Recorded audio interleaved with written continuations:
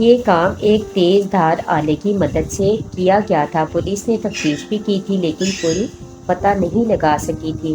ہماری چھت بھی کسی اور گھر کی چھت سے ملی ہوئی نہیں تھی جس سے یہ اندازہ ہوتا کہ کوئی چھتوں آیا اور اس نے رخسانہ پر حملہ کیا۔ پھر سب سے بڑی بات یہ تھی کہ رخسانہ کا بازو ملا ہی نہیں تھا۔ ایسا لگتا تھا جیسے کوئی صرف بازو کاٹنے کے لیے اس کے پاس آیا ہو اور بازو کاٹ کر چمپت ہو گیا ہو، لیکن کہاں، یہ کچھ پتہ نہیں چل سکا تھا۔ ہر شخص اپنی اپنی زبان بول رہا تھا۔ بھائی جان کے ایک دوست نے کہا تھا کہ یہ بات سمجھ میں نہیں آ رہی کہ ہوا کیا ہے، اتنی چھوٹی سی بچی کو قتل کرنے سے کسی کو کیا ملے گا؟ پھر ہم لوگوں کی تو کسی کے ساتھ دشمنی بھی نہیں تھی۔ بہرحال لوگ آج تک اس حادثے پر تبصرہ کر رہے تھے اور کچھ سمجھ میں نہیں آ رہا تھا۔ پھر میرے ذہن میں ایک چرخی سی چلنے لگی، ٹیکسلا کے میوزیم کی وہ ہولناک سرنگ جو ایک دربار پر جا کر ختم ہوئی تھی، اور یہ دربار سکندر اعظم کا تھا۔ وہاں ایک ہولناک عورت جسے جادوگرنی بتایا گیا تھا، تاج چرانے کے الزام میں پکڑ کر لائی گئی تھی۔ وہ سکندر اعظم یعنی میرے حکم پر اس کا بازو کاٹ دیا گیا۔ اس کے بعد سے وہ عورت مسلسل میرا تعاقب کرتی رہی، یہاں تک کہ میری بہن اس کی وحشت کا شکار ہو گئی۔ یہ بات سمجھ میں نہیں آ رہی تھی۔ اس وقت بھی میں اپنے کمرے میں موجود سوچوں میں ڈوبا ہوا تھا۔ لائٹ اکثر جاتی رہتی تھی، اس وقت بھی لائٹ گئی ہوئی تھی اور کھڑکیوں کے شیشوں سے گلی کے کھمبے کی روشنیاں چھن چھن کر اندر آ رہی تھی۔ میں نے پردے کھینچ کر شیشوں کو ڈھک دیا، پھر اس سوئچ کی طرف دیکھا جس سے کمرے کی دونوں ٹیوب لائٹس روشن ہو جاتی تھی۔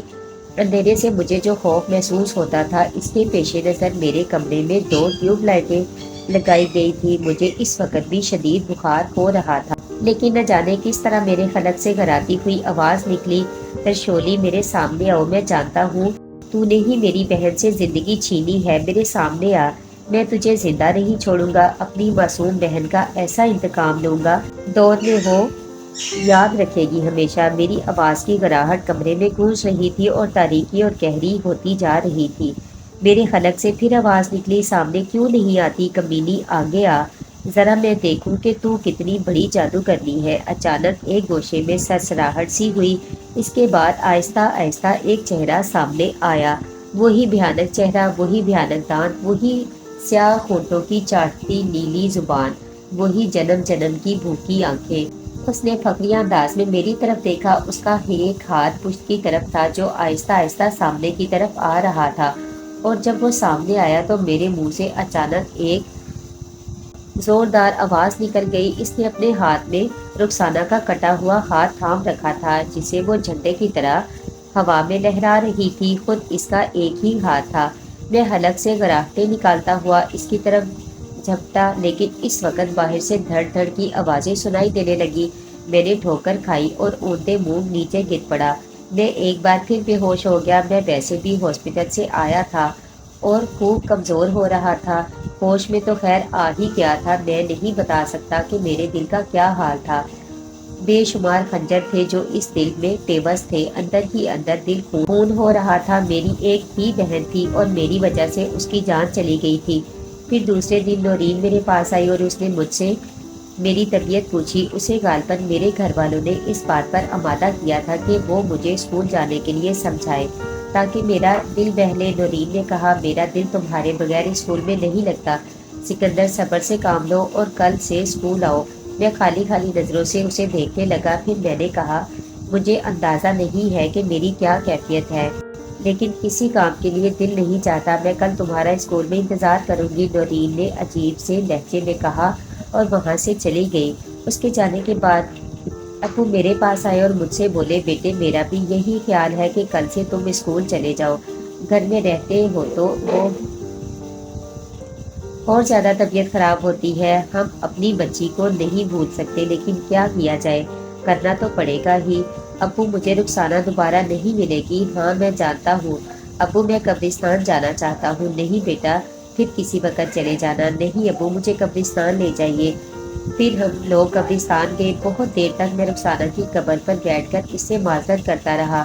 میں اسے کہتا رہا، رخسانہ میں شرمندہ ہوں، مگر میں نے جو کچھ بھی کیا تھا جان بوجھ کر نہیں کیا تھا۔ بہرطور سب اپنی اپنی سناتے رہے۔ پھر اس رات مجھے ایک اور عجیب سا تجربہ ہوا۔ میں اپنے کمرے میں ایک کرسی پر بیٹھا ہوا تھا کہ سامنے والی کھڑکی سے مجھے ایک چہرہ نظر آیا اور یہ چہرہ نورین کا تھا۔ وہ مسکراتی نگاہوں سے مجھے دیکھ رہی تھی۔ میں نورین کہہ کر کھڑکی کی جانب دوڑا، لیکن جیسے ہی میں وہاں پہنچا چہرہ غائب ہو گیا۔ بہرطور وقت کے بارے میں یہ سنا گیا ہے کہ وہ آخر کار صبر دلا ہی دیتا ہے، لیکن رخسانہ کے بارے میں مجھے صبر حاصل نہیں ہوا تھا۔ رات کو اکثر میرا واسطہ اس بھیانک عورت سے پڑ جاتا تھا اور میرے اور اس کے درمیان بہت سی باتوں کے تبادلے ہوتے تھے۔ وہ رات بھی ایسی ہی ایک رات تھی۔ میں نہ جانے کیا کیا سوچے بیٹھا ہوا تھا۔ میرے پاس ایک چھری موجود تھی جسے میں نے باورچی خانے سے حاصل کیا تھا۔ یہ نئی چھری تھی اور بظاہر چیزیں کاٹنے میں کام آتی تھی، لیکن اگر وہ کسی انسان پر بھی استعمال کی جاتی تو اس کا اثر بڑا زبردست ہوتا۔ تھوڑی دیر کے بعد مجھے سرسراہٹ سنائی دی۔ یہ اس کے آنے کی نشانی ہوتی تھی، اور جیسے ہی میں نے اس گوشے کی طرف دیکھا جہاں سے وہ برآمد ہوتی تھی تو میں نے اسی کو آتے ہوئے دیکھا۔ وہ آہستہ آہستہ میرے قریب آ کر کھڑی ہو گئی تھی۔ ہم تو بے گناہ تھے سرکار جی، ہم نے تاج نہیں چرایا تھا، نہ ہم تاج چرانے اندر آئے تھے۔ پھر آپ نے ہمیں کیوں سزا دی؟ آپ نے ہمارا ہاتھ کیوں کاٹ دیا؟ تم نے میری بہن کو کیوں قتل کیا؟ وہ تو کرنا تھا سرکار جی، ہمیں جو نقصان پہنچایا تھا آپ نے۔ اس نے بڑی بے نیازی سے انگڑائی لی۔ اس کے جسم سے جگہ جگہ سے ادڑی ہوئی کھال نمایاں ہو گئی، مگر میں نے اس کی طرف کوئی دھیان نہیں دیا۔ میری بات سنو، کیا میری بہن کا ہاتھ تم مجھے واپس کر سکتی ہو؟ میں تم سے ایک سمجھوتا کرنا چاہتا ہوں۔ وہ ایک لمحے تک دیکھتی اور سوچتی رہی، پھر بولی، اس کے لیے تمہیں میرے کئی کام کرنا ہوں گے۔ آؤ بیٹھو میرے پاس، میں تم سے بات کرنا چاہتا ہوں، میں نے کہا، اور بڑی احتیاط سے ہاتھ پیچھے کر کے وہ چھری اپنے ہاتھ میں لے لی جو میں نے نہ جانے کس احمقانہ جذبہ کے تک چھپا کر رکھی تھی۔ لیکن اب یوں لگ رہا تھا جیسے وہ چھری میرے کام آنے والی ہو۔ وہ بالکل بے پرواہ نظر آ رہی تھی، جیسے اسے شبہ بھی نہ ہو کہ دوسرے لمحے میں کیا کرنے والا ہوں۔ لیکن جیسے ہی وہ میرے پاس آ کر میرے سامنے بیٹھی، میں نے انتہائی مہارت سے چھری اٹھائی اور پوری قوت سے اس کے سینے میں اتار دی۔ چھری اس طرح اس کے سینے میں داخل ہوئی جس طرح تربوز میں اترتی ہے، اور سینے کو چاک کرتی ہوئی کرسی میں پیوست ہو گئی۔ صرف اس کے دستے کا تھوڑا سا حصہ باہر نکلا رہ گیا تھا۔ میرا پورا جسم تھر تھر کانپ رہا تھا، کھڑا ہونا مشکل ہو رہا تھا۔ ایک سیکنڈ کی دیر بھی لگاتا تو شاید وہیں فرش پر جا گرتا۔ اس عورت کو قتل کرنے کے خیال نے مجھے آدموا کر دیا تھا، پھر بھی نہ جانے کس طرح میں ایک ایک قدم ہٹتا ہوا پیچھے اپنے بستر پر بیٹھ گیا اور مجھ سے بیٹھا تک نہ گیا۔ چنانچہ میں اوندے منہ بستر پر لیٹ گیا۔ پھر آہستہ آہستہ جسم میں گرمی آنا شروع ہوئی۔ خوشی سی ہونے لگی کہ میں نے اپنی معصوم بہن کے قتل کا انتقام لے لیا ہے۔ تکیے سے سر ہٹا کر میں نے ڈری ڈری نگاہوں سے اس خوفناک کالی عورت کی طرف دیکھا۔ وہ اسی طرح کرسی کی پشت سے ٹیک لگائے چھری سے چھدی ہوئی بیٹھی تھی۔ اس کی آنکھیں باہر نکل پڑی تھی اور منہ کھلے کا کھلا رہ گیا تھا۔ اس کی نیلی زبان آدھی سے زیادہ باہر لٹک آئی تھی۔ میرے دل میں خوشی کی ایک لہر جاگ اٹھی۔ اس منحوس عورت کو قتل کر کے میں نے بہت بڑا کارنامہ سر انجام دیا تھا۔ کاش پہلے میں ایسا کر سکتا، کاش میں پہلے ہی ایسا کر ڈالتا تو میری بہن کو موت کا منہ نہ دیکھنا پڑتا۔ میں اٹھ کر بیٹھ گیا، رگوں میں گرم خون دوڑ رہا تھا، پیشانی پسینے سے بھیگ گئی تھی۔ میں جانتا تھا کہ کسی کو قتل کرنے کا نتیجہ کیا ہو سکتا ہے۔ قانون کسی بھی قاتل کو زندہ نہیں چھوڑتا، مگر مجھے اس کا کوئی خوف نہیں تھا۔ میں نے اپنی بہن کا انتقام لے لیا تھا۔ میں خوشی سے کانپتا ہوا باہر نکل آیا۔ میں لوگوں کو اپنے اس کارنامے کے بارے میں بتانا چاہتا تھا، لیکن اس وقت مجھے کوئی اور نظر نہیں آیا۔ تھوڑا سا چکر لگانے کے بعد میں واپس اندر پہنچا تو اچانک ہی میرا منہ حیرت سے کھلے کا کھلا رہ گیا۔ وہ چھری اسی جگہ کرسی پر پیوست تھی، لیکن وہ عورت غائب تھی، اس کا کہیں نام و نشان نہیں تھا۔ میں پھٹی پھٹی آنکھوں سے ادھر ادھر دیکھتا رہا، چاروں طرف نگاہیں دوڑائی اور پریشانی سے اپنے بستر پر جا بیٹھا۔ کچھ سمجھ میں نہیں آ رہا تھا کہ کیا کروں اور کیا نہ کروں۔ کیا وہ زندہ بچ گئی؟ مجھے بہت زیادہ معلومات تو حاصل نہیں تھی، لیکن اتنا میں جانتا تھا کہ وہ ایک پراسرار وجود تھا جس کے بارے میں کچھ نہیں کہا جا سکتا تھا کہ وہ مادی ہے یا غیر مادی۔ دوسرے دن اسکول جانے کا فیصلہ کیا، لیکن بدن نے ساتھ نہیں دیا تھا۔ البتہ شام کو نورین مجھ سے ملنے کے لیے آئی تو میں نے انتہائی معذرت سے اسے دیکھ کر کہا، نورین، مجھے یقین ہے کہ تم اس وقت میرا ساتھ نہیں چھوڑو گی، نہ ہی میری کسی بات پر ناراض ہوگی۔ میں اپنی بہن کی موت کو نہیں بھول سکتا، چنانچہ براہ کرم مجھے معاف کر دینا۔ نہیں، کوئی بات نہیں، جب تمہاری طبیعت ٹھیک ہو تب آ جانا۔ میں نے نورین کا شکریہ ادا کیا۔ پھر اس شام کمرے میں روشنی پھیل گئی تھی۔ جب میں نے گزشتہ شب والی کرسی پر اس کالی عورت کو بیٹھے ہوئے دیکھا، وہ بہت زیادہ غصے میں تھی، آنکھیں شعلے برسا رہی تھی، منہ سختی سے بھنجا ہوا تھا جس کی وجہ سے اس کے دانت نظر نہیں آ رہے تھے۔ اس کے برعکس بلائی ہونٹ اور ناک کے درمیان مونچھوں جیسے سخت بال دکھائی دے رہے تھے۔ وہ مجھے خونخوار نگاہوں سے گھورتی رہی اور میں خاموشی سے اسے دیکھتا رہا۔ پھر میں نے گھرائے ہوئے لہجے میں کہا، خدا تجھے غارت کرے، تو نے میری خوشی چھین لی۔ میں تو سمجھا تھا کہ میں نے تجھ سے اپنی بہن کی موت کا انتقام لے لیا، لیکن تو زندہ ہے۔ مگر ایک بات یاد رکھ، میں تجھے زندہ نہیں چھوڑوں گا۔ اسی وقت دروازے پر دستک ہوئی اور بھائی جان نے باہر سے آواز دی، سکندر، سکندر، آؤ، باہر آؤ، تھوڑی دیر ہمارے پاس بیٹھو۔ میں آتا ہوں، آپ چلیں، اس نے منہ ادھر کر کے کہا اور ایک بار پھر اس کی جانب پلٹا، مگر وہ اب وہاں موجود نہیں تھی، بلکہ اس بار وہ میرے بستر پر بیٹھی ہوئی تھی اور ایک ایسی بلی کی طرح گھرا رہی تھی جسے وہ اس کا شکار چھینا جا رہا ہو۔ میں خونی نگاہوں سے اسے دیکھتا رہا اور پھر اس کے بعد میں نے اس سے کہا، ایک بات تو سمجھ لے ترشولی، تو کتنی ہی بڑی جادوگرنی ہو، بھوت ہو یا چڑیل ہو، بہت زیادہ عرصے تک تو میرے ہاتھ سے نہیں بچ سکے گی۔ جب تک میں تجھ سے انتقام نہیں لوں گا، آرام سے نہیں بیٹھوں گا۔ اس کے خلق سے گراہٹیں نکلتی رہیں۔ میں نے اسے غور سے دیکھا اور بولا، تم جو کچھ بھی ہو، میرے بستر سے ہٹ جاؤ، میں نے کہا، اور وہ اپنی جگہ سے اٹھ گئی، لیکن اس کے بعد وہ اسی گوشے میں جا کر غائب ہو گئی تھی۔ میں اپنے کمرے سے باہر آ گیا۔ بھائی جان وغیرہ میرے لیے پریشان رہا کرتے تھے، اب انہیں تھوڑی بہت تفصیل بھی معلوم ہو گئی تھی۔ کچھ سمجھ میں نہیں آ رہا تھا کہ کیا کیا جائے۔ امی، بھائی، ابو سب کے سب پریشان تھے۔ رخسانہ اس طرح ہمارے درمیان سے نکل گئی تھی جیسے کہیں کسی سے ملنے گئی ہو۔ وہ بہت زیادہ خوش مزاج تھی، ہر وقت اس کی زبان کینچی کی طرح چلتی رہتی تھی اور ہم سب اس کی باتوں سے لطف اندوز ہوا کرتے تھے۔ بھائی جان، امی اور ابو نے مجھے سمجھاتے ہوئے کہا، دیکھو سکندر، تم اسکول جانا شروع کر دو، بہن اس دنیا سے چلی گئی ہے، ہمارے گھر کا ماحول ویسے ہی سوگوار ہے، اوپر سے تمہیں دیکھ کر دل میں درد ہونے لگتا ہے۔ تم یوں کرو کہ کل سے اسکول جانا شروع کر دو، دل بہل جائے گا۔ میں نے دوسرے دن سے ان کی ہدایت پر عمل کرنا شروع کر دیا۔ میں اسکول پہنچا تو ٹیچر سمیت سب لڑکے لڑکیوں کو اپنی جانب متوجہ پایا۔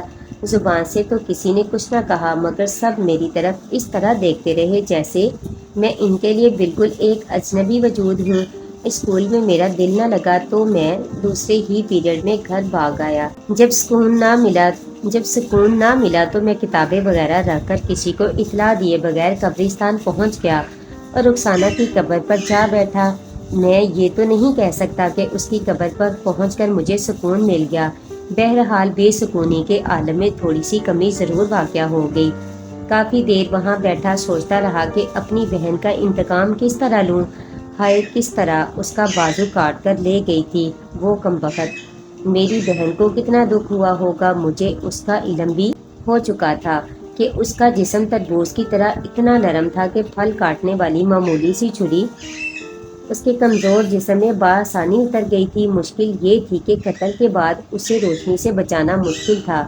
اگر اسے کسی ایسی جگہ مار کر بند کیا جاتا جہاں روشنی کا گزر نہ ہوتا تو شاید وہ دوبارہ زندگی نہ پا سکتی۔ بس یہ میری 13 سالہ سوچ تھی۔ بہرحال قبرستان سے بازار ہوتا ہوا گھر واپس آیا۔ اپنی سوچ کے تابع میں اپنے ساتھ ایک بڑا چھرا اور زمین کھودنے کے لیے کدال لے کر آیا تھا۔ کدال کو میں نے کمرے کے کونے میں رکھ دیا اور سوچا تھا کہ کمرے میں چپکے چپکے قبر تیار کروں گا اور پھر اس عورت کو مار کر اس قبر میں دفن کرنے کی کوشش کروں گا۔ بہرحال اتنا اندازہ مجھے ہو چکا تھا کہ وہ مجھ سے زیادہ دور نہیں ہو سکتی۔ میں یہ بھی سوچ رہا تھا کہ اگر وہ قبر تیار ہوتے دیکھ لیتی تو کچھ نہ کچھ پاتی۔ غصے میں آ کر وہ الٹا مجھے کو اس میں دبا دیتی۔ جو عورت ایک معصوم اور بے ضرر بچی کے خون سے اپنے ہاتھ رنگ سکتی ہے، وہ سب کچھ کر سکتی تھی۔ میں نے اپنے منصوبے میں تھوڑی سی تبدیلی پیدا کر لی۔ سب سے پہلا کام میں نے یہ کیا کہ اپنے کمرے کو موٹے موٹے پردے ڈال کر ڈارک روم میں تبدیل کر دیا۔ دروازے کے آگے ایک پلنگ کھڑا کر کے اس پر سیاہ پردہ ڈال دیا۔ پھر دروازے اور پلنگ کے درمیان جو خالی جگہ رہ گئی اسے ایک دری کی مدد سے پر کیا اور محسوس کیا کہ دروازے کے ذریعے کمرے میں داخل ہونے کے بعد اگر دروازے کو بند نہ کیا جائے تو دائیں بائیں کی خالی جگہ کا پردہ ہٹا کر اندر آتے ہوئے اچھی خاصی تیز روشنی اندر آ جاتی ہے۔ یہ سارا کام کرنے کے بعد میں خاصا مطمئن ہو گیا۔ یا تو اسے میرے بچپن کی سوچ کہا جا سکتا ہے یا پھر میری لگن کہ میں کسی کو موقع نہیں دے رہا تھا۔ بھائی جان امتحانات کی تیاریوں میں مصروف تھے، صبح کو کالج جاتے تھے، دوپہر کو الٹا سیدھا کھانا کھانے آ جاتے تھے، پھر ٹیوشن وغیرہ پڑھنے چلے جاتے تھے۔ 10-11 بجے رات کو وہ گھر واپس آتے۔ بہن کی موت کا صدمہ سب کے دلوں پر جس طرح ہو سکتا تھا اسی طرح بھائی جان کے دل پر بھی تھا۔ بہرحال میں اب بالکل ہی دیوانگی کی حد میں داخل ہو گیا تھا۔ میرے ذہن میں بس ایک ہی خیال تھا کہ جس طرح بھی بن پڑے اس بے رحم عورت سے اپنی بہن کا بدلہ لوں۔ وقت گزرتا رہا۔ اس عرصے میں ایک بھی دن ایسا نہیں گزرا تھا جب ترشولی میرے کمرے میں نہ آئی ہو۔ میں نے کمرے میں 0 پاور کا بلب لگا لیا تھا کیونکہ میں نہیں چاہتا تھا کہ میرا کمرہ روشنی سے بالکل ہی محروم ہو جائے۔ وہ آتی تھی اور مجھ پر آنکھیں لگا کر بیٹھ جاتی تھی۔ مجھے اس کے ہونٹ ہلتے ہوئے محسوس ہوتے تھے۔ مجھے یوں لگتا تھا جیسے وہ مجھ سے کچھ کہہ رہی ہو لیکن اس کے منہ سے کوئی آواز نہیں نکل رہی تھی۔ کئی بار ایسا ہوا کہ میں اس کے سامنے بالکل نڈر ہو کر کھڑا ہو گیا۔ میں اکثر اسے یہ سوالات کیا کرتا تھا کہ تو کون ہے، تو نے میری بہن کو کیوں قتل کیا؟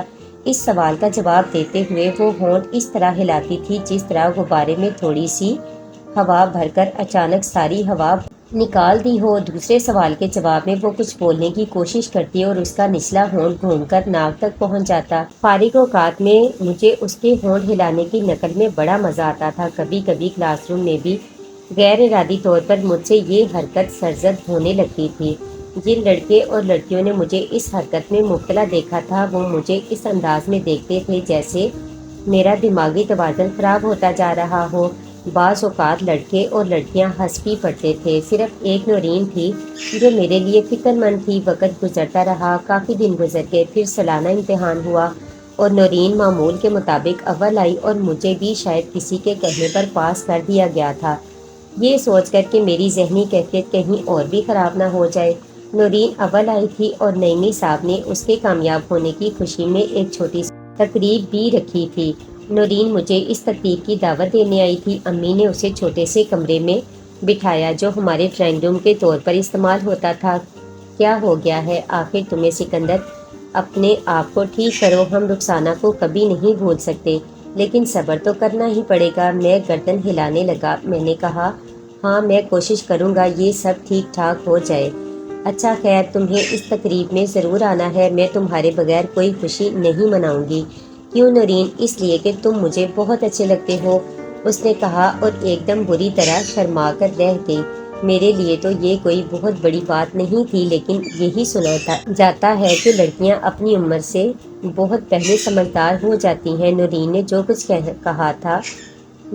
جو کچھ کہا تھا وہ الگ بات تھی۔ بہرحال میں نے اس سے آنے کا وعدہ کر لیا۔ حقیقت یہ ہے کہ میں نے دل سے اس کے ہاں تقریب میں شامل ہونا چاہتا تھا۔ مجھے اندھیرے سے بے شک خوف محسوس ہوتا تھا مگر نہ اب اندھیروں سے ڈر لگتا تھا اور نہ اندھیروں میں نمودار ہونے والی خوفناک عورت مجھے ڈرا سکتی تھی۔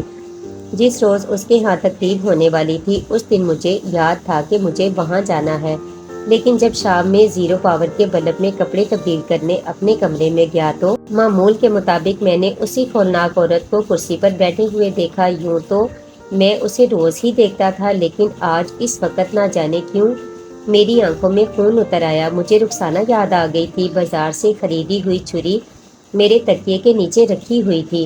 میں نے خاموشی سے چھری اٹھائی اور پیٹھ کے پیچھے ہاتھ رکھ کر اس کے پاس جا بیٹھا۔ مجھے ایک بات بتاؤ ترشولی، کیا تم اسی طرح ساری زندگی میرے پیچھے پڑی رہو گی؟ اس نے سفید سفید دانت باہر نکال دیے۔ نیلی زبان نظر آنے لگی تھی۔ کبھی میرا پیچھا نہیں چھوڑو گی؟ میں نے دوسرا سوال کیا۔ اس کے ہونٹوں نے حرکت کی۔ اس کے منہ سے کوئی آواز نہیں نکلی تھی۔ مجھے محسوس ہوا کہ وہ چند لمحوں کے لیے بے خبر سی ہو گئی۔ میں نے برق رفتاری سے چھری سنبھالی اور چھلانگ لگا کر اس کے پلپلے سینے میں اتار دی۔ وہ اپنے بچاؤ کے لیے کچھ بھی نہ کر سکی، صرف ہاتھ ہلا کر رہ گئی۔ مجھے اس کی مزاحمت کا خوف تھا، لیکن آج بھی وہ مزاحمت نہیں کر سکی تھی۔ میں دیوانہ ہو رہا تھا۔ میں نے چھری اس کے بدن سے نکالی اور دیوانہ وار اس پر کرتا ہوا